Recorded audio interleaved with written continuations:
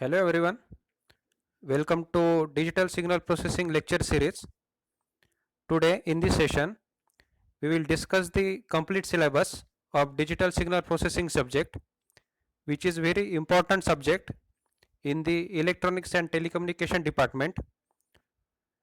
So this is very important subject in the Dr. Babasaheb Ambedkar Marathwada University, Aurangabad, and the most of the syllabus is common in all the universities. So today we will see the complete syllabus of digital signal processing subject. Also its weightage in the theory examination. We can see there is total 100 marks of paper, final semester paper. So out of 100, 80 marks for the theory examination and 20 marks for the practicals. So most of the practicals are performed on the MATLAB only. There are another softwares also. On that softwares we can perform these practicals. So we will discuss the each chapter, introduction of each chapter one by one. So let's move forward for the unit wise introduction of the chapters.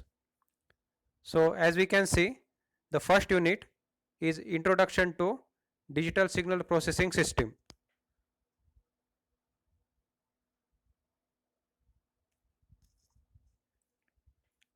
So in this topic, there are various subtopics. That is, first one is the introduction of the DSP systems.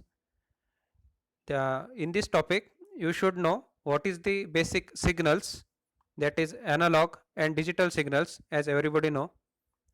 Also its conversion, that is how analog signal can be converted to digital signal, and also digital signal to analog signals. Also you should know what is the system, what is digital signal processor used in the conversion of analog to digital conversion.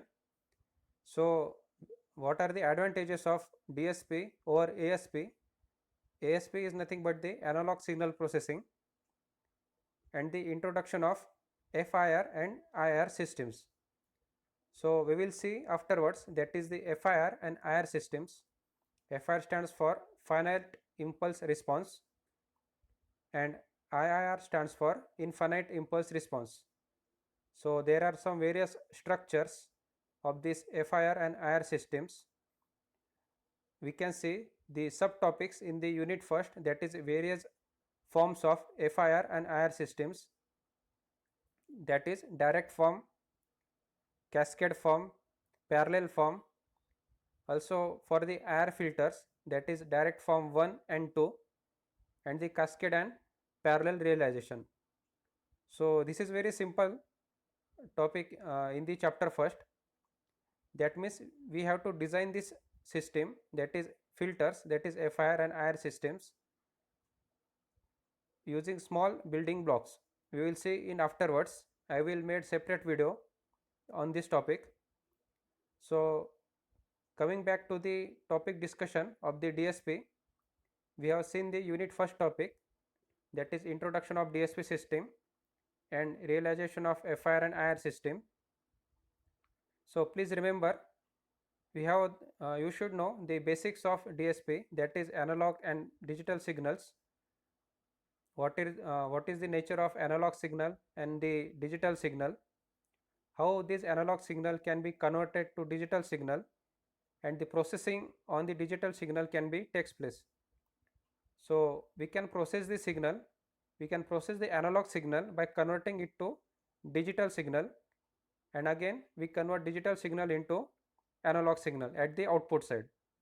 So basically at the input we provide the analog signal, and also at the output we got the analog signal.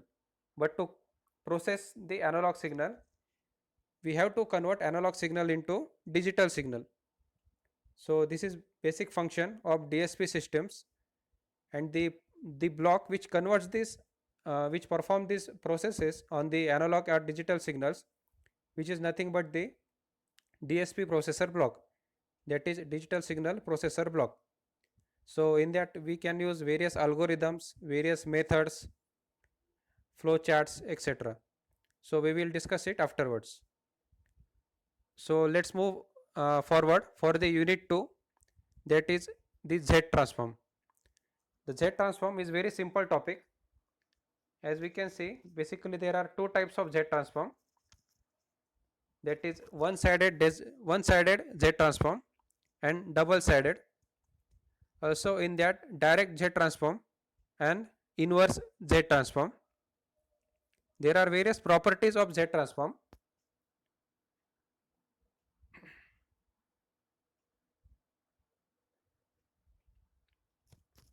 So these properties are nothing but the linearity property, time shifting property, time scaling property, convolution of signals, etc.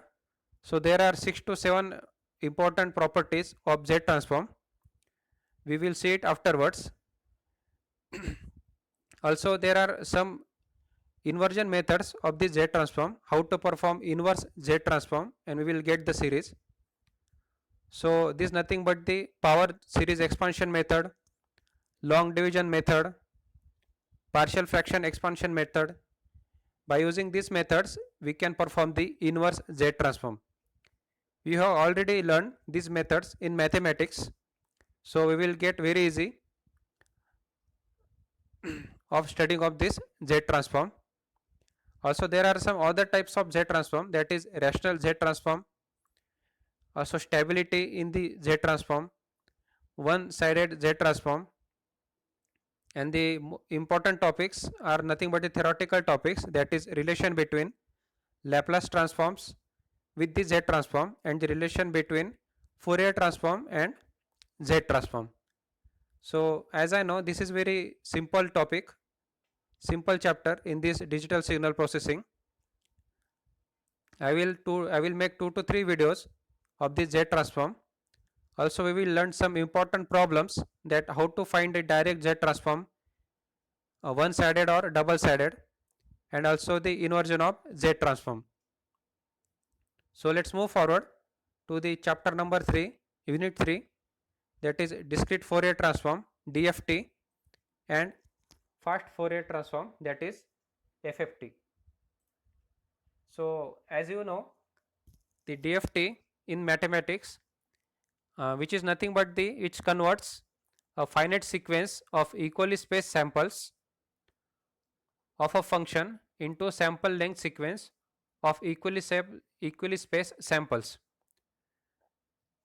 of the DTFT, that is discrete time Fourier transform. So it is nothing but the frequency domain representation of the signal. Okay, so there are various properties of DFTs, that is discrete Fourier transform. So we will see in brief these properties. I will quickly tell the names of these properties, that is first one is linearity, then time frequency, time reversals, conjugation, real and imaginary part, orthogonality property, periodicity property, shifting theorems, and the most important is circular convolution theorems and cross correlation theorems. So please remember, in the discrete Fourier transform, that is in the DFT, circular convolution and cross correlation theorems are most important. I will make separate videos on that. So along with that, there are some other properties that I have told earlier, that is linearity, orthogonality, conjugation, periodicity, shifting theorem, etc. We will discuss afterwards one by one. So let's move forward for the FFT algorithms. So FFT is nothing but the fast Fourier transform. So it is an algorithm that computes the discrete Fourier transform of a sequence or inverse of IDFT. So we can say the Fourier analysis converts a signal from its original domain, that is often in time domain, to a representation in the frequency domain and vice versa. So there are some algorithms regarding with the FFT. that is decimation in time, DIT, decimation in frequency, that is DIF.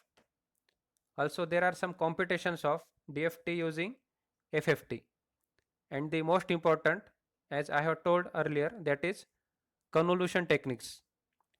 Also in the FFT the convolution is very important. So there are total two methods of the convolution, that is overlap add method and overlap save method. These methods are very interesting. In further videos you will clear these methods. So this is also one of the simple topic of digital signal processing. So again move forward for the chapter number 4, that is FIR filter design. So as we know, FIR stands for finite impulse response. Okay, FIR stands for finite impulse response. So it is a filter whose impulse response is of finite duration. Okay, FIR stands for finite impulse response, which is a filter whose impulse response is of finite duration because it settles to 0 in the finite time.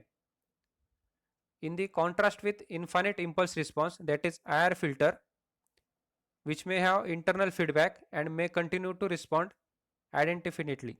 Okay, so there are some differences between IR filters and FIR filters. So there are some window functions which are most important in this topic. In the FIR filter design, you should remember the window functions of each window to design the FIR filter. So for to design FIR filter, there are various techniques which are called as windowing techniques. So in these techniques, we use the various window functions like rectangular window, Hamming window, and Hanning window. Also, FIR filter can be designed using Kaiser window and frequency sampling techniques. So there are total 3 to 4 techniques to design a FIR filter. Among that, the Hamming window and Hanning window are the most important. Also there are some different window functions. You have to remember these window functions. It will be clear afterwards. So this is all regarding with the FIR filter design. Similarly, the unit 5, that is chapter number 5, is of IR filter design. So in that chapter there are some subtopics, that is introduction to IR filters, IR filter designing by approximation of derivatives, impulse invariance method, and bilinear Z transformation method. So these three methods are used to design IR filter. These methods are very simple. Just you have to remember 2 to 3 formulas of each method and we will get the complete design of IR filter.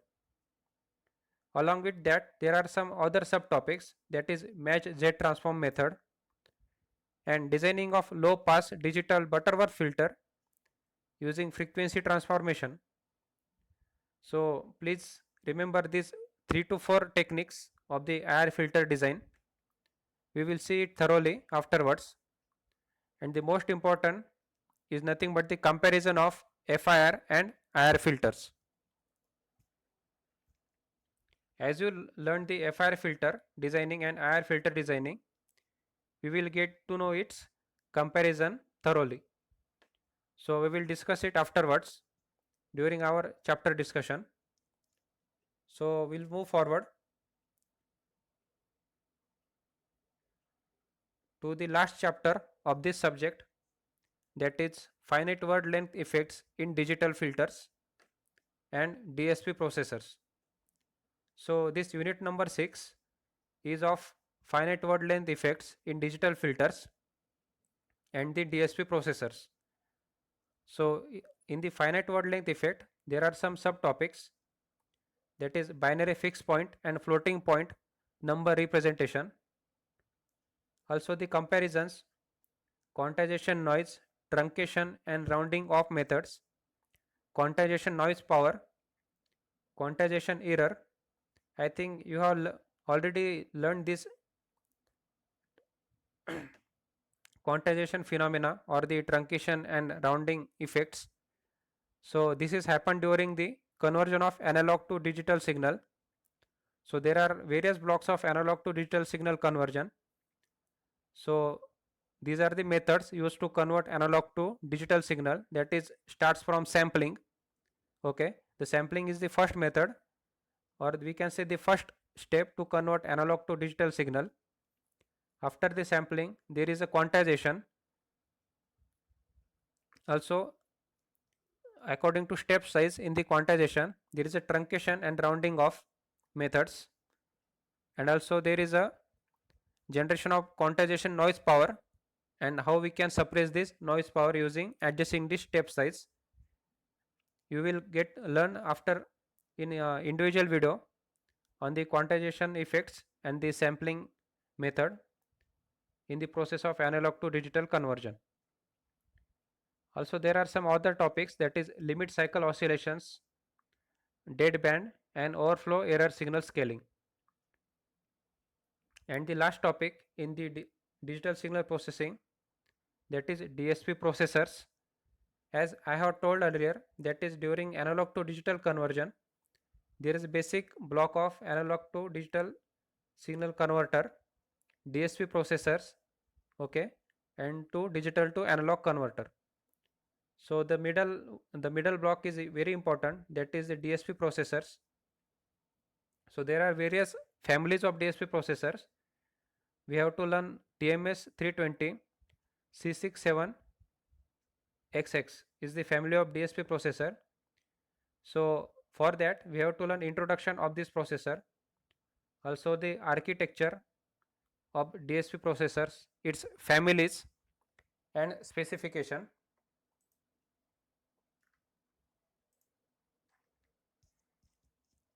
So these processors are very advanced, and also the chip type, that is it can be mounted at the SMT components, surface mount technology.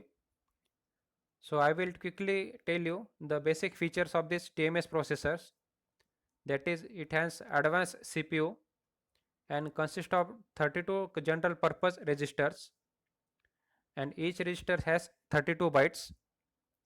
Also it has 8 functional units, consist of 2 multipliers, and it contains C compiler and assembly optimizer, which is used to simplify assembly language programming. Also it can execute 8 instruction per cycle. So these are some important features of TMS 320 C67XX processors. I will made separate videos for these TMS processors. You will thoroughly learn this afterwards. So this is all for the complete syllabus of digital signal processing subject. I think I hope you got this complete syllabus.